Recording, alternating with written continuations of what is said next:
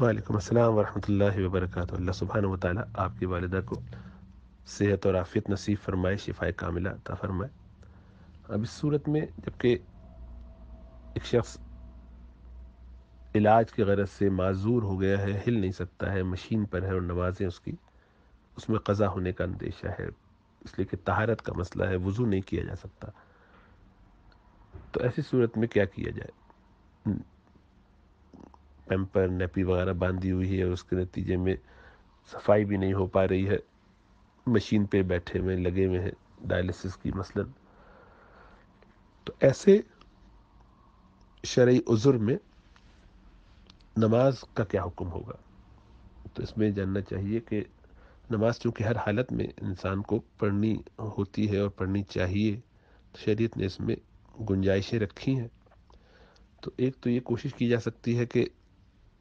ایسے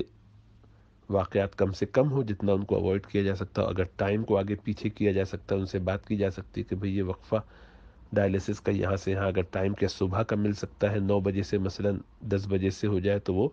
ختم ہوتے ہوتے ظہر کے مطلب کہہ لیجئے کہ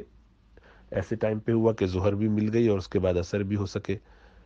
یا کم از کم ایک نماز اس میں جائے، دوسری کا مسئلہ نہ ہو، یا یہ کہ وہ مغرب کے بعد کا ٹائم مل جاتا ہے مثلا 5 بجے،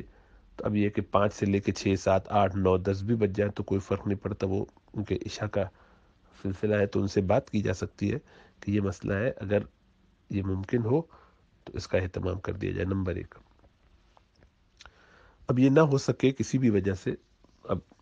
مشقت ہے اور پریشانی ہو رہی ہے، کوئی لانے لے جانے والا نہیں ہے، جو بھی صورت بنتی ہے یا وہ ایسا کوئی سلاٹ اویلیبل ہی نہ ہو، تو کوشش پوری کر لینے کے بعد پھر یہ ہے کہ اسی وقت میں جب بھی ان کا ڈائلیسس ہو رہا ہے، گھر والوں میں سے کوئی اگر تیمم کرا سکے تو تیمم کرا دے، وہیں بیٹھے بیٹھے وضو کرا سکے تو وہ زیادہ افضل ہے، لیکن ظاہر بات ہے شاید وہ مشقت ہو کیونکہ کینیلا سب کچھ لگا ہوگا، تو کم از کم تیمم ہی کی ترتیب ہو جائے کہ تیمم کرا لیا جائے، اور یہ بھی ممکن نہ ہو تو بغیر تیمم کے ہی اسی حالت میں کہ نیپی میں گندگی ہے تب بھی پڑھ لی جائے اور اسی طریقے سے نماز ادا کر لی جائے فرض خالی، اور اس کے بعد گھر آ کے جب پاک صاف ہو گئے تو اس میں پھر اس نماز کو دہرا بھی لیا جائے، اعادہ کرنا اس کو کہتے ہیں۔ تو اس وقت اللہ سبحانہ و تعالیٰ کا جب حکم آیا کہ بھی نماز کے لیے آؤ، تو گویا ہم نے اپنے عمل سے بتایا کہ یا اللہ ہماری استطاعت میں جتنا تھا اس کے مطابق ہم نے اس وقت کر لیا، لیکن وہ نماز تو بالکل ناقص ہوئی کہ نہ وضو تھا نہ تیمم کر پائے، اس طرح ناپاکی سے بھی اپنے آپ کو نہ بچا پائے کہ نیپی واش کرنے کا موقع نہیں تھا، استنجا کا موقع نہیں ملا، تو اب چونکہ ہم فارغ ہو کے گھر آ گئے ہیں تو اطمینان سے وہ 2 نمازیں جو ہماری نکلی یا 3 نکلی خدا نخواستہ، تو ان نمازوں کی ہم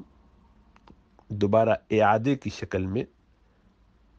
دہرائی کر رہے ہیں تاکہ آپ تک وہ ہمارا عمل درست احساس کے ساتھ، درست طریقے کے ساتھ، اچھے جذبے کے ساتھ بھی پہنچایا جا سکے۔ تو وہاں ہم نے وقت پہ جو ادا کرنا تھا وہ والی ذمہ داری پوری کر دی، لیکن چونکہ وہ ناقص تھی تو اس کو بھی یہاں کمپنسیٹ اس طرح سے کر دیا کہ اعادہ کر لیا اس نماز کو، یعنی اسی دن گھر آ کے رات میں سونے سے پہلے اس کو مکمل کر لیا جائے تو بہت اچھا، نہ ہو سکے تو اگلے دن،